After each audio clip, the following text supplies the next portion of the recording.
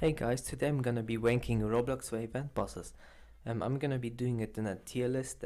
S tier is the best and garbage tier is the worst of all. So we're just gonna start right off with PvZ Gamer. This boss is, I should explain. I'm gonna be doing it in an order of oldest bosses added and to newest bosses added. So this is the oldest boss added. Yeah, his attacks are very basic, the design is also very basic, and for half the time, the flaming beach ball weapon you have, it's not gonna work half the time, so yeah, 50% of the time you're not gonna be doing anything, so I'll put it in D tier. Okay, Headless Horseman. It's definitely better than PvZ Gamer, but where should I put it? Yeah, put it above PvZ. I'll put it at C tier. It's also very basic. It has very boring attacks, but the design is cooler, so I'll just put it above.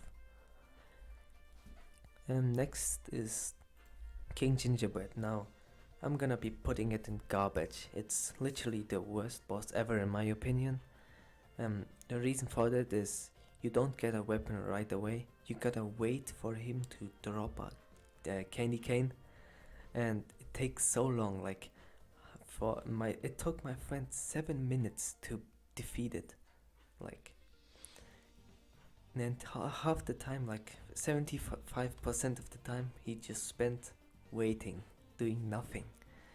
And yeah. Next up is Bunny Guardian. Now I would put this in like garbage tier, but yeah, I just don't like this boss. I don't know why.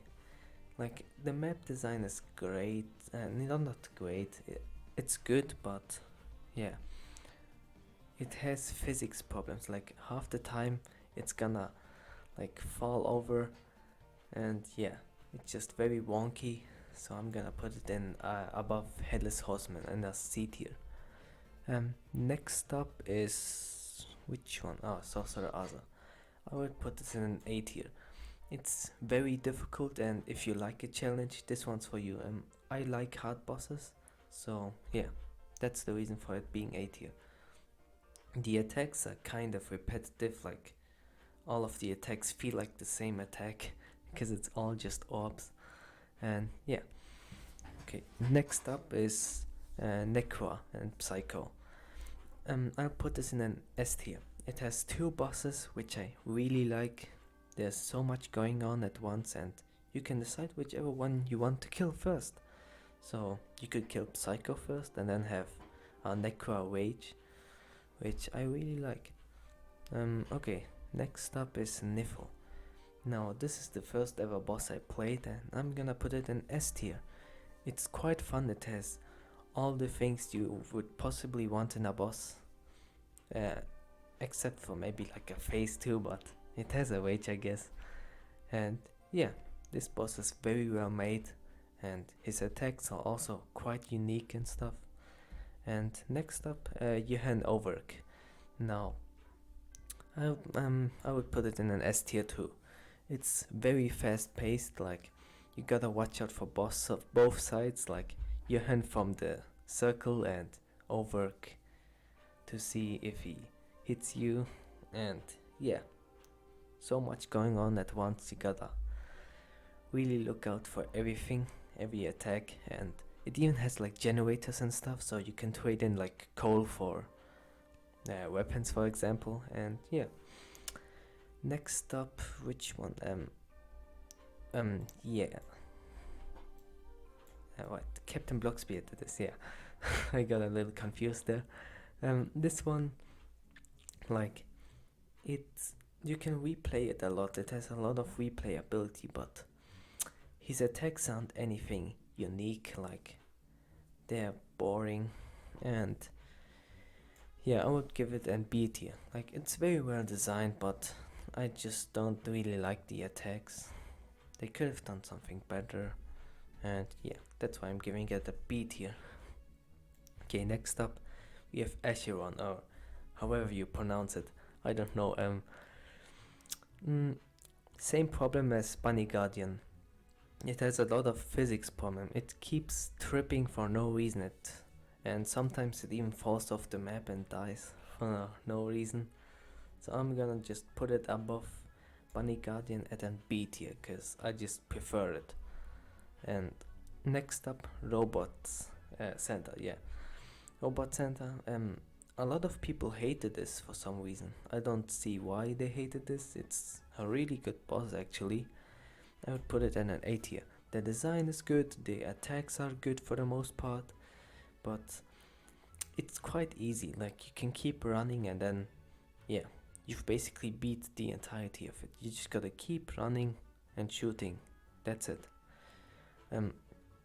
I know he tried to add like enemies that spawn from gifts that just kill you as well, but those enemies are kind of broken, so they do like absolutely nothing.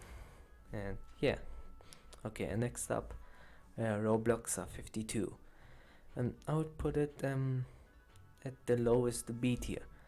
Like, I know it's very very simple, but I still prefer it over all of these four. The reason for that is, like, you can keep replaying it. There's so many weapons to choose from. Like, you can find weapons around the map, and the map is so big you can explore it for so long. And yeah, just for that, it's gonna be B tier. Okay, next up, Rabbit Tribe. I would put this in I would yeah, S tier, because the first phase is amazing. I would put it at S tier anytime. But the second phase, I would put it like maybe a middle B tier above PVZ, because the second phase isn't that great. I really dislike it, but the first phase, it has 4 bosses and it's so fast paced. You're gonna look for everything, and yeah, it's really fun. You should try it. Okay, next up, John Bomb. Well, I don't know why I'm debating that. It's obviously an S tier. The design is great, the attacks are great, and it even has a phase 2, like an unexpected phase 2, which I really liked. And yeah, this is probably one of the best bosses. And S tier isn't really sorted, but the ones below are. And yeah, that's basically my tier list. I plan on doing more normal videos, and if you might have noticed, this is my first video where I use my voice, so yeah, it's kind of shocking for me. And yeah, that's basically about it. Thanks for watching, and see ya.